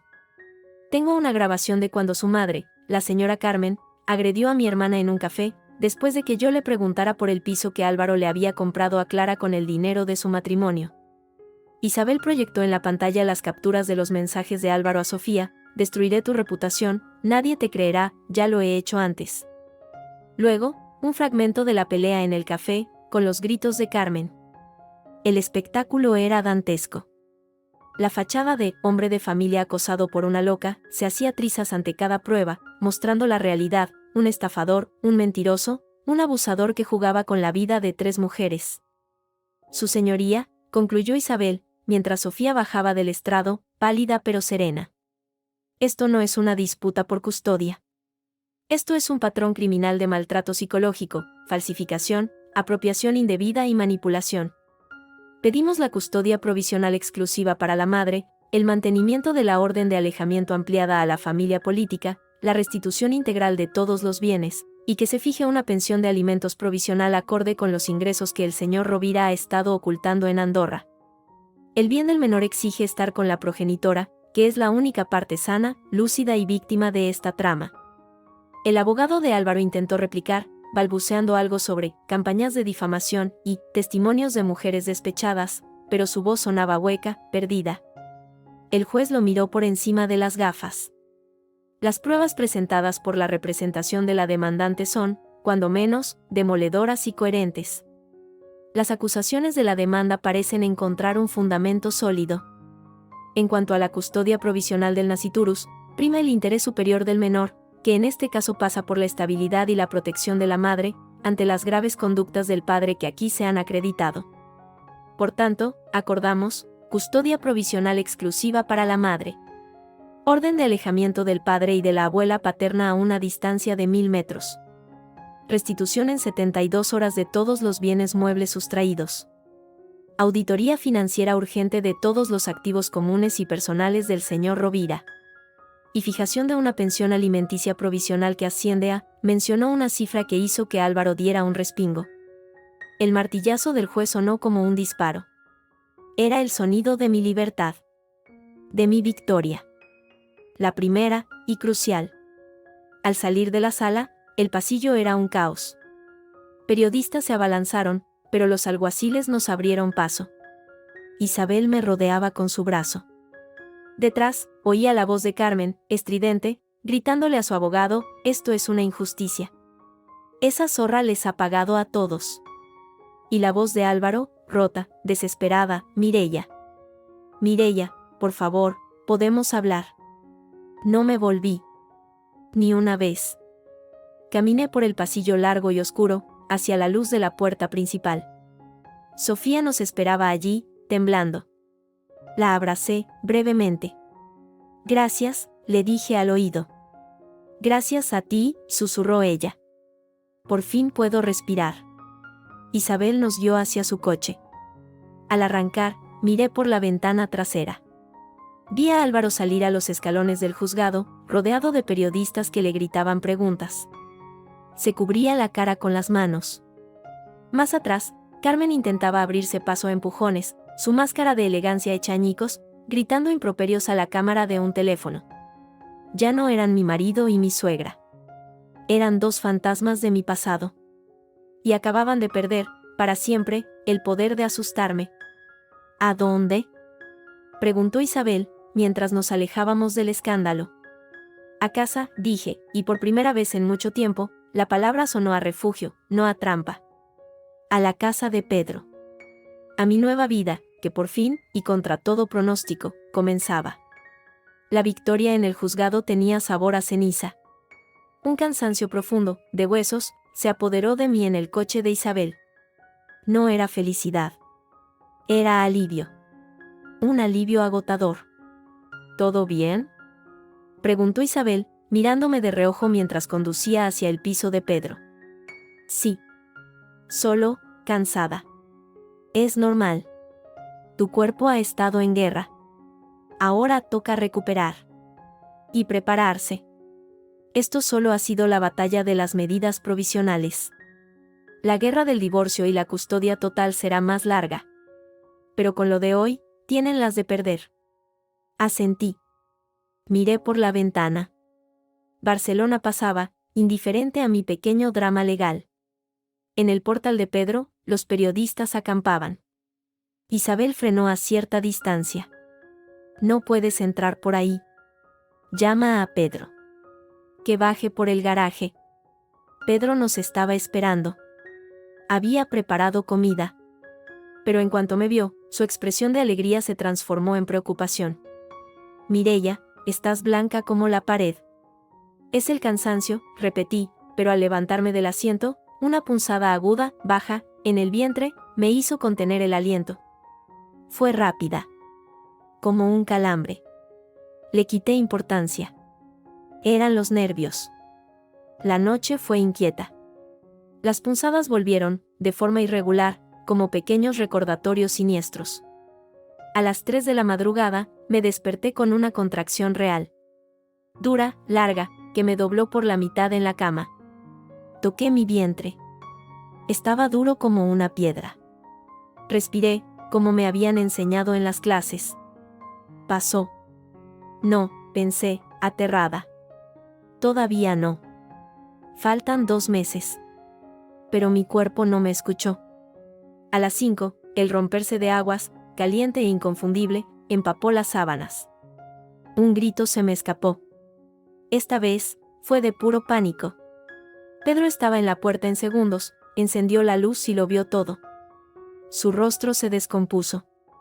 «Llama a una ambulancia», grité, otra contracción arqueándome sobre la cama. Él ya tenía el teléfono en la mano.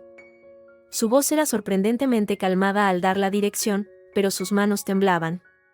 Mientras esperábamos, me ayudó a cambiarme, a envolverme en una toalla. Sus movimientos eran prácticos, suaves.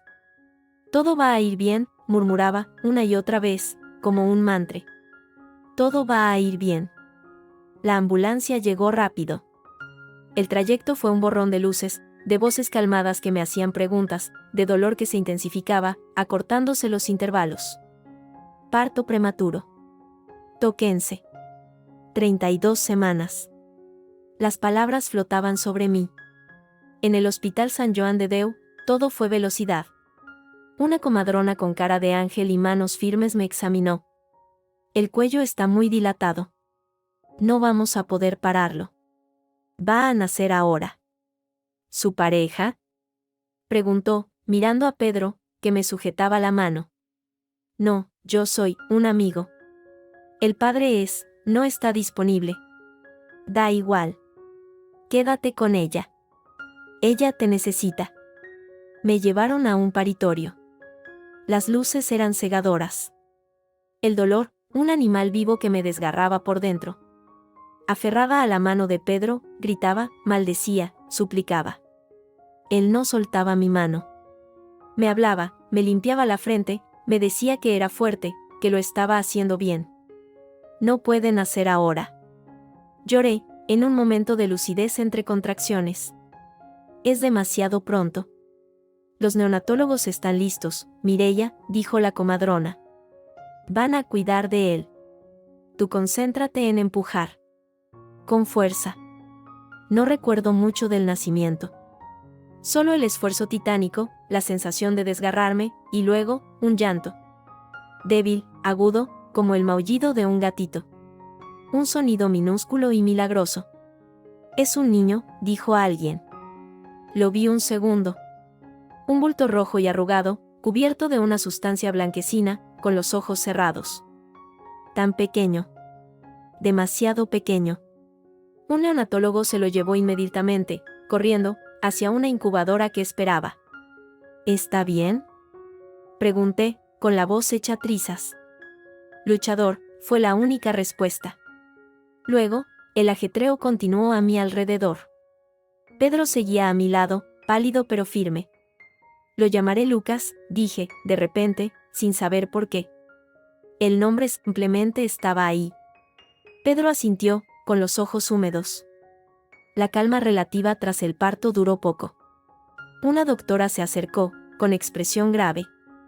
«Señora Valero, su hijo está estable, pero es muy prematuro. Necesita una intervención. Un pequeño procedimiento en los pulmones. Necesitamos su autorización». «Sí, sí, lo que sea», dije, exhausta. «Firmará aquí. Y, idealmente, necesitamos también la firma del padre. Por protocolo, en casos de extrema prematuridad y riesgo». Pedro y yo intercambiamos una mirada. «No, no es posible», dije. «¿Podría localizarle? Es importante». No tenía elección. Le di el número de Álvaro. La doctora salió. 10 minutos después, volvió. Su cara lo decía todo. «He hablado con el señor Rovira. Y con su madre, que estaba con él. Se han negado a dar su autorización.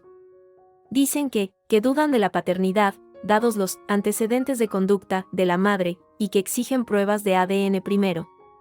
Que sin eso, no firman nada». El frío que me invadió no era el del posparto. Era el de la maldad absoluta. Mi hijo, su hijo, luchando por su vida, y ellos usaban eso como arma. Como última y vil venganza. Pedro se puso de pie, con los puños apretados. Esto es asesinato. Llame a la policía. No es ilegal, dijo la doctora, con voz compungida. Es una canallada, pero no ilegal. La madre es suficiente si está consciente. Pero con su estado de agotamiento y la medicación, el comité de ética preferiría las 2 firmas. Intentaremos localizar a otro familiar. No tengo a nadie, susurré. Mi familia estaba lejos, en el sur. No llegarían a tiempo. Pedro se inclinó hacia mí. Sus ojos, siempre tan tranquilos, ardían de una determinación feroz. Firma tú, Mireia. Tú eres su madre. Tú tienes la custodia provisional. Tú decides. Y si alguien pone un pero, que hable conmigo. Y con mi abogado. Su certeza me dio fuerza. Asentí, con lágrimas de rabia corriéndome por la cara. Firmé el consentimiento con una mano temblorosa.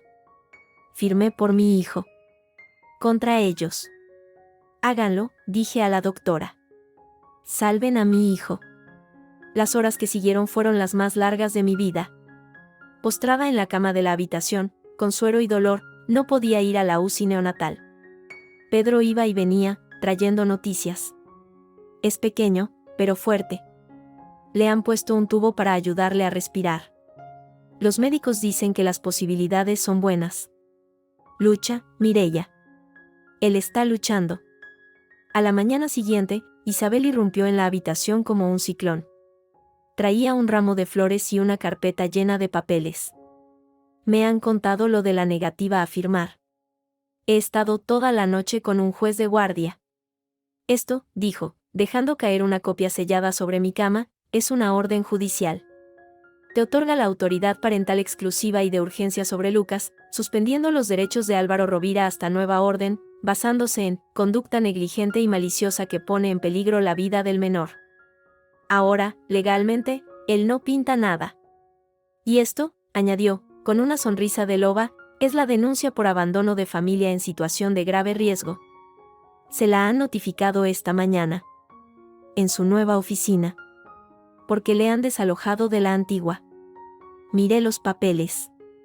Eran solo tinta y sellos. Pero eran mi espada y mi escudo. Gracias, Isabel. No me des las gracias. Es mi trabajo. Y mi placer. Se sentó. ¿Y tú? ¿Cómo estás? Rota.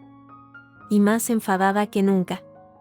Miré por la ventana, hacia donde suponía que estaba la UCI. No puedo quedarme aquí, Isabel. En Barcelona. Donde cada calle me recuerda a ellos. Donde pueden intentar algo. Ella asintió, comprensiva. Es comprensible. ¿A dónde quieres ir? Lejos. Madrid, quizá. Empezar de cero. Donde Lucas pueda crecer sin esta sombra. Es una decisión muy grande. Y muy reciente. La he tomado. En el momento en que usaron la vida de mi hijo para hacerme daño. Esta ciudad ya no es mi hogar. La decisión, nacida en la oscuridad de la rabia y el miedo, se solidificaba dentro de mí, clara y fría. En cuanto Lucas pueda viajar, nos vamos. Pedro, que había estado callado en un rincón, se aclaró la garganta. Yo, puedo ayudar. Tengo contactos en Madrid. Puedo buscaros un piso. Seguro. Discreto. Lo miré. Este hombre, casi un extraño hace unas semanas, se había convertido en mi único pilote. En la única persona decente en todo este infierno. No puedes dejar tu vida aquí, Pedro. Mi vida es aburrida. Y esto, hizo un gesto vago, esto me hace sentir útil. Déjame ayudar. Hasta que os instaléis. Luego, ya veremos. Isabel nos observaba, calculando. Es una buena idea. Un cambio de aires. Y legalmente, con la custodia, puedes irte donde quieras. Solo infórmame. Yo llevaré el caso desde aquí. Y te aseguro que le sacaré hasta el último céntimo. Para el futuro de Lucas. Asintió. El plan tomaba forma. Un plan de huida. pero también de renacimiento. Una semana después, pude por fin entrar en la UCI neonatal. Lucas estaba en su incubadora, un pequeño guerrero lleno de cables y tubos. Pero respiraba por sí mismo. Me dejaron meter la mano, tocar su espalda, diminuta, que subía y bajaba con un ritmo valiente. «Hola, Lucas», susurré. «Soy tu mamá. Y nos vamos a ir de aquí. A un lugar donde solo haya paz. Te lo prometo». Sus manitas, no más grandes que una moneda, se cerraron alrededor de mi dedo. Con una fuerza sorprendente. En ese instante, todo el odio, todo el miedo, todo el cansancio, se transformó en una certeza feroz y protectora. Había ganado la batalla legal. Había ganado la batalla por su vida. Y ahora ganaría la batalla por nuestro futuro. Lejos de los Rovira. Lejos de Barcelona. Miré a través del cristal de la incubadora. Pedro me esperaba fuera, sonriendo con timidez. Allí estaban. Mi nuevo mundo. Mi hijo y el hombre que, sin pedir nada, me había tendido la mano cuando todo se desmoronaba. Barcelona, con sus luces y sus sombras, podía quedarse con sus fantasmas.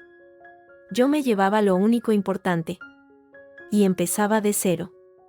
2 años no son nada. Y lo son todo. Los mides en hitos distintos, no en estaciones, sino en el peso ganado, en la primera sonrisa, en la palabra «mamá» dicha con esa voz grave de niño que ha tenido que empezar a luchar demasiado pronto. Lucas cumplió 2 años en una terraza de Madrid, rodeado de globos y de unas pocas personas nuevas, buenas. No hubo abuelos paternos. Nunca lo sabría. Mi bufete, Valero Asociados, ocupaba un local luminoso en el barrio de Chamberí. No era grande, pero la placa de latón en la puerta pesaba más que cualquier premio. Especializado en derecho de familia y violencia de género. Mi historia, anónima pero reconocible entre quienes la necesitaban, era mi mejor tarjeta de presentación. Las clientes llegaban con miedo en los ojos y salían, no siempre felices, pero más firmes. Les daba armas. Las mismas que yo había tenido que aprender a usar. Isabel, desde Barcelona, seguía siendo mi socia y mi amiga. Habíamos ganado el divorcio definitivo. La sentencia fue un terremoto, la casa de Barcelona era mía, libre de cargas. Una indemnización por daños morales que hizo que Álvaro tuviera que vender hasta el reloj. La custodia total e intransferible de Lucas. Y una pensión de alimentos que llegaba puntual cada mes. No por el dinero. Por el principio. Pedro había cumplido su palabra. Nos ayudó a instalarnos. Encontró este piso, cerca del Retiro, con una habitación que daba al sol para Lucas. Y, al cabo de 6 meses, cuando todo estuvo ordenado, dijo que volvía a Barcelona. Mi vida está allí, dijo, con una sonrisa triste. Yo asentí, con un nudo en la garganta que no supe nombrar. Pero no se fue. Se quedó. Trabajaba a distancia, sus planos de arquitectura se esparcían por mi salón. Se convirtió en Tito Pedro para Lucas. En mi ancla en los días en que el pasado venía a visitarme en forma de pesadillas. Una tarde de otoño, con Lucas durmiendo la ciña, el intercomunicador del bufete sonó. Era mi recepcionista, Elena. «Hay un hombre aquí, señora Valero. Pregunta por usted. No tiene cita. Dice que es de Barcelona. Se llama Julio». Julio. Mi detective. Un escalofrío, no de miedo, sino de anticipación, me recorrió la espalda. Hazle pasar. Julio entró, más canoso, pero con la misma mirada aguda. Nos abrazamos, brevemente. Mireia. Estás radiante. El aire de Madrid. O la venganza satisfecha. ¿A qué debo el honor? A que me pagaste hasta el último céntimo. Y a que tengo noticias. De Barcelona. Pensé que te gustaría oírlas de mi boca, no de un periódico. Se sentó. Le serví un café. Él sacó su tableta, pero no la encendió. Solo habló. La empresa, Rovira e Hijos. Quiebra técnica. El padre de Álvaro, Federico Soria, se desvinculó por completo después del juicio. Los clientes hicieron lo mismo. La mala prensa es como el ácido. Álvaro intentó recomponer algo, una consultoría, pero su nombre es veneno en el sector. Lo último que supe es que trabaja como comercial para una empresa de muebles de oficina. Vive en un piso de alquiler en la periferia. Uno cutre, según mis fuentes. Asentí. No sentí alegría. Solo una justicia lejana, fría. Y Carmen, continuó Julio. Esto es más poético. Hace 3 meses, sufrió un ictus. Un derrame cerebral. Levemente, pero le afectó al habla y a la movilidad del lado derecho. Está en una residencia de tercera categoría. Álvaro la visita poco, según me dijo una cuidadora a la que soborné. Parece amargada. Gesticula y suelta improperios, pero ya no se le entiende bien. La ira, dicen, es mala para la atención. Carmen, la mujer que quiso controlarlo todo, prisionera de un cuerpo que no la obedece. Un final de shakespeariana justicia. Guardé silencio. ¿Y la otra? ¿Clara Soria? Pregunté, por pura curiosidad. Se fue a Londres. Con un becario de su padre. Rota, según dicen. Pero viva. La hermana pequeña, Sofía, vive en Valencia. Tiene un niño. Trabaja de diseñadora gráfica. Le va bien. Manda saludos, por cierto. Discretos. Sonreí. Sofía, mi inesperada aliada. Había salido adelante. Me alegraba. Gracias, Julio. Por todo. Por venir. Era deuda. Y me alegro de verte así. En paz. Esa noche, con Lucas en la cama, se lo conté a Pedro. Estábamos en el sofá, con una copa de vino. Él escuchó, serio. ¿Y tú? ¿Estás en paz? Preguntó, al final. Reflexioné. Miré a mi alrededor. La estantería llena de libros de derecho y juguetes. El sonido de la respiración tranquila de Lucas en el monitor. A este hombre, quieto y sólido a mi lado. Sí, dije, y era verdad. El odio se quemó solo. Quedan las cenizas, pero no queman. Solo soy yo. Mireia. La madre de Lucas. La abogada. Pedro dejó su copa en la mesa. Respiró hondo, como si se preparara para saltar desde un acantilado. Mireia, llevamos 2 años viviendo esto. Esto que no tiene nombre. Yo no soy Lucas, pero estoy aquí. Tú no me has echado. Yo no me he ido. Y ya no quiero ser solo el Tito Pedro. O el amigo arquitecto. O el vecino que se quedó. El corazón me dio un vuelco. Lento, pesado. ¿Qué quieres ser, Pedro? Pregunté, en un susurro. Él me tomó la mano. Sus dedos, largos, de dibujante, envolvieron los míos. Quiero ser la persona con la que tomas el café por la mañana. La que te preocupa cuando llegas tarde del bufete. La que ayuda a Lucas con los deberes, dentro de unos años. Quiero ser tu pareja. Si tú me quieres. No hubo grandilocuencia. No hubo promesas imposibles. Solo una oferta. Clara. Sólida. Como él. Le miré a los ojos. En ellos no vi la pasión devoradora de Álvaro. Vi calma. Vi lealtad. Vi un hogar. Y después de todo el huracán, eso era lo único que anhelaba. Un puerto. No un rescate. Un compañero de viaje. Yo también te quiero, Pedro, dije, y las palabras salieron fáciles, ligeras, como si hubieran estado esperando. Pero tiene que ser lento. Tengo muchas cicatrices. Yo tengo tiempo, sonrió él, y fue la sonrisa más hermosa y menos dramática que había visto jamás. Todo el tiempo del mundo. Nos besamos. Fue un beso tranquilo. Un comienzo, no un clímax.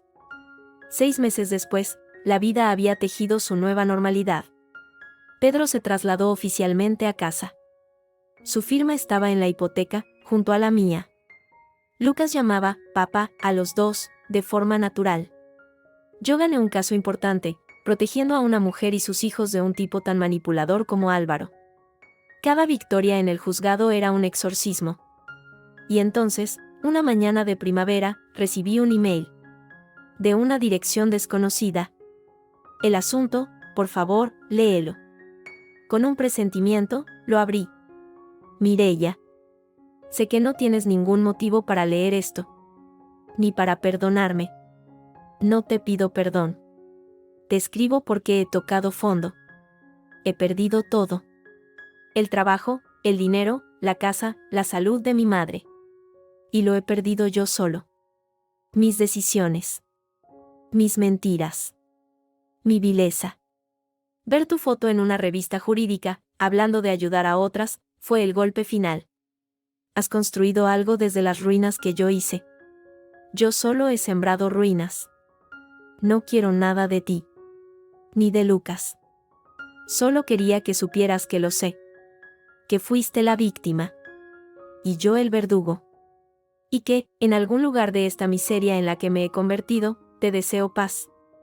La paz que te robé. Adiós. Álvaro. Lo leí una vez. Luego, lo cerré. No respondí. No había nada que decir. No era un cierre, porque yo ya lo tenía. Solo era un eco. El último sonido de un mundo que ya no existía. Esa tarde, salí temprano del bufete. Fui al parque. Pedro estaba allí, con Lucas, ayudándole a bajar de un tobogán. Lucas me vio, gritó «mamá», y corrió hacia mí, tambaleándose, con los brazos abiertos. Lo alcé, lo abracé, inhalando su olor a niño, a sol, a futuro. Pedro se acercó, me puso una mano en la espalda. ¿Todo bien?, preguntó, leyendo algo en mi rostro. Miré a Lucas, que se agarraba a mi cuello. Miré a Pedro, con su paciencia infinita. Miré el parque, la vida que seguía. Sí, dije, y esta vez la sonrisa me nació desde dentro, amplia, real, ligera. Todo está bien. Por primera vez en mi vida, todo está bien. Vamos a casa. Y caminamos los tres. Sin mirar atrás. Hacia adelante. Hacia la luz. Hacia la vida que, contra todo pronóstico, habíamos construido. Y que, al fin, era solo nuestra.